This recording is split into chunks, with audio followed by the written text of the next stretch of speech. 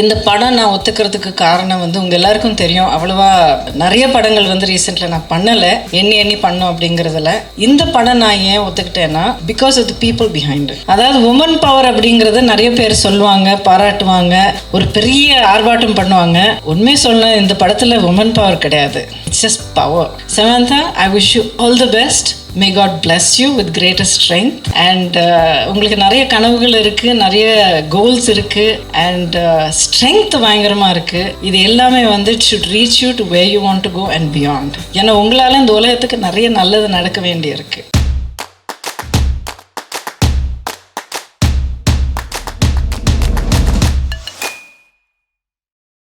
எல்லோருக்கும் வணக்கம்.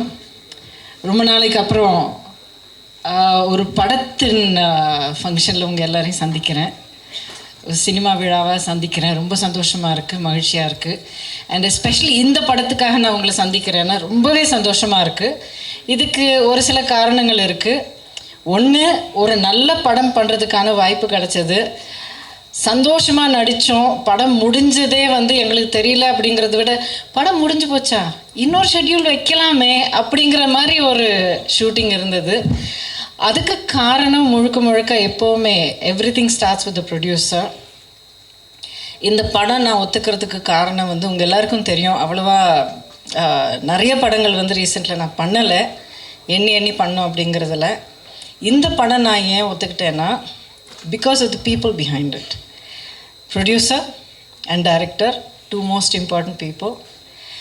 ரெண்டு பேருமே அவங்க லேடிஸுங்கிறது அப்புறம், அதுக்கு முன்னாடி நான் ரொம்ப பார்த்து நேசித்து ரெஸ்பெக்ட் பண்ணுறவங்க. They are both fighters, Samantha and Nandini, and very very dignified, very strong. And இவங்க ரெண்டு பேர்கிட்டே நான் என்ன பார்த்து ரொம்ப ரசித்தேன் அப்படிங்கிறது, அவங்க ஒர்க்கு தான் அவங்களுக்காக பேசும். அண்ட் இந்த படம் ஒத்துக்கிட்டு இவங்களோட ஒர்க் பண்ணுறது வந்து, it is my way of saying that these ladies, and over here I will say especially the lady behind bringing this entire project to the screen, சமந்தாக்கு மிகப்பெரிய பாராட்டு வந்து கிடைக்கணும். இன்னொரு விஷயம் நான் சொல்லிவிட்டு மைக் கொடுத்துட்றேன். அதாவது உமன் பவர் அப்படிங்கிறது நிறைய பேர் சொல்லுவாங்க, பாராட்டுவாங்க, ஒரு பெரிய ஆர்ப்பாட்டம் பண்ணுவாங்க. உண்மையை சொல்ல, இந்த படத்தில் உமன் பவர் கிடையாது, இட்ஸ் ஜஸ்ட் பவர். இதில் ஜெண்டர் அப்படிங்கிறது எந்த இதுலேயும் உங்களுக்கு தெரியாது. This a really solid producer, it's a great story, அருமையான டைரக்டர், சூப்பரான பர்ஃபார்மன்ஸஸ், பாட்டு, மியூசிக் எல்லாம் நீங்களே கேட்டிருக்கீங்க.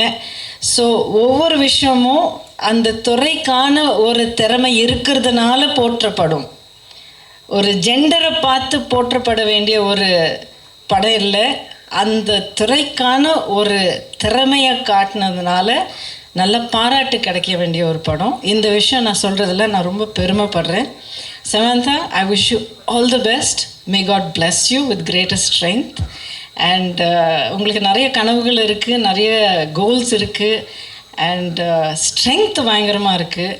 இது எல்லாமே வந்து it should reach you to where you want to go and beyond. ஏன்னா உங்களால் இந்த உலகத்துக்கு நிறைய நல்லது நடக்க வேண்டியிருக்கு.